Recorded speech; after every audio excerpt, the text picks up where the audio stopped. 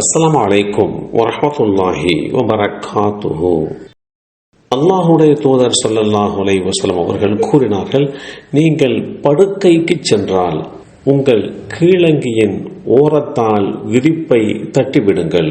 ஏனெனில் அதில் என்ன விஷ ஜந்து ஒளிந்திருக்கிறது என்பது உங்களுக்கு தெரியாது. பிறகு அல்லாஹ்விடத்திலே, என் அதிபதியே, உன் பெயரால் என் விழாவை தரையில் வைத்தேன், உன் உதவியாலேயே மீண்டும் எழுவேன். என் உயிரை நீ கைப்பற்றிக் கொண்டால் அதற்கு நீ கருணை புரிவாயாக. அதை நீ கைப்பற்றாமல் விட்டுவிட்டால் உன் நல்லடியார்களை எதன் மூலம் பாதுகாப்பாயோ அதன் மூலம் என் உயிரையும் பாதுகாத்திடுவாயாக என்று பிரார்த்திப்பார்கள் என அபூ ஹுரைரா ரலியல்லாஹு அன்ஹு அவர்கள் அறிவித்த இந்த செய்தி ஸஹீஹ் புகாரியில் 6320 என்ற எண்ணிலே பதிவு செய்யப்பட்டிருக்கிறது. படுக்கை விரிப்பை உதற வேண்டும் என்று வழிகாட்டி தருகிறார்கள்.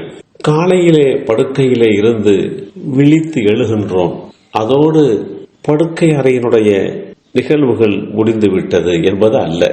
மீண்டும் படுக்கைக்கு சென்றால் அதனுடைய விரிப்புகளை, அது கோரம்பாயாக இருந்தாலும் சரி, அதை உதறி விரிக்க வேண்டும். மெத்தை விரிப்பாக இருந்தாலும் சரி, அதை நன்றாக தட்டி உதறி அதில் எதுவும் இல்லை, இது பாதுகாப்பானதுதான் என்று ஊர்ஜிதப்படுத்தப்பட்டதற்கு பின்பாகத்தான் மீண்டும் அந்த படுக்கையை பயன்படுத்த வேண்டும். நம்முடைய படுக்கை விரிப்பை உதறினால் உடனே அலர்ஜியால் தும்மல் வருவது உண்டு. இந்த தும்மலுக்கு உண்டான காரணத்தையும் மருத்துவ ஆய்வுகள் தெளிவுபடுத்துகின்றன. ஹவுஸ் டெஸ்ட் மைட் என்னும் கிருமிதான் இதற்குண்டான காரணம். இந்த கிருமி இருப்பதனால் தான் தும்மல் வருகிறது. கண்ணுக்கு தென்படாத இக்கிருமிகள் நம்முடைய உடலிலே இருந்து உதிரும் பழைய தோலை சாப்பிடுகின்றன. இந்த கிருமிகளை மைக்ரோஸ்கோப் மூலமாகத்தான் கண்டறிய முடியும். பார்ப்பதற்கு காண்டாமிருகத்தை போன்ற உருவ அமைப்புடன் இருக்கும்.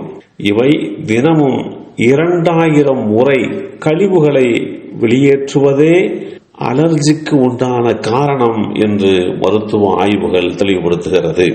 ஒவ்வொரு நாளும் மனிதன் உறங்கி எழுகின்ற போது மனிதனுடைய உடலிலே இருந்து உதிர்கின்ற பழைய தோள்கள் நம்முடைய படுக்கை விரிப்பிலேயே கிடக்கிறது என்கின்ற செய்தியையும் நாம் இங்கே புரிந்து கொள்ள கடமைப்பட்டிருக்கிறோம். உறக்கம் என்பது மனிதனுடைய உடல் மற்றும் மன ஆரோக்கியத்திற்கு அவசியமான ஒரு அருட்கொடை. ஆனால் உறங்கும் முறை பாதுகாப்பாக இல்லாவிட்டால் பல்வேறு உடல்நல பிரச்சனைகள் ஏற்படுவதற்கு உண்டான சாத்திய கூறுகளை உருவாக்கிவிடும். எனவேதான் படுக்கை விரிப்புகளை உதறிக்கொள்ள வேண்டும். தலையணியை தட்டி பார்த்து அதற்குள்ளே எதுவும் புகுந்திருக்கிறதா என்பதை தெரிந்து கொண்டு பாதுகாப்பாக இருக்கிறது என்பதை உணர்ந்து கொண்டு அதற்கு பின்புதான் இந்த படுக்கையை நாம் பயன்படுத்த வேண்டும். அப்படி அல்லாமல் ஏதோ காலையிலே எழுந்தோம், வேலைக்கு சென்றோம், பணிகள் முடிந்தது, இரவு உணவை முடித்து விட்டு வந்து அப்படியே படுத்து உறங்குகிறோம் என்றால் அது நம்முடைய பாதுகாப்பான படுக்கை முறைக்கு எதிரானது என்பதை புரிந்து கொண்டு பாதுகாப்பான படுக்கை முறையை நம்முடைய வாழ்க்கையிலே நமக்கும் நம் சந்ததிகளுக்கும் உருவாக்கி கொடுக்க வேண்டிய கடமை நமக்கு இருக்கிறது. எல்லாம் வல்ல அல்லாஹ் அருள்பாலிப்பானாக. அஸ்ஸலாமு அலைக்கும் வரஹ்மத்துல்லாஹி வபரகாத்துஹு.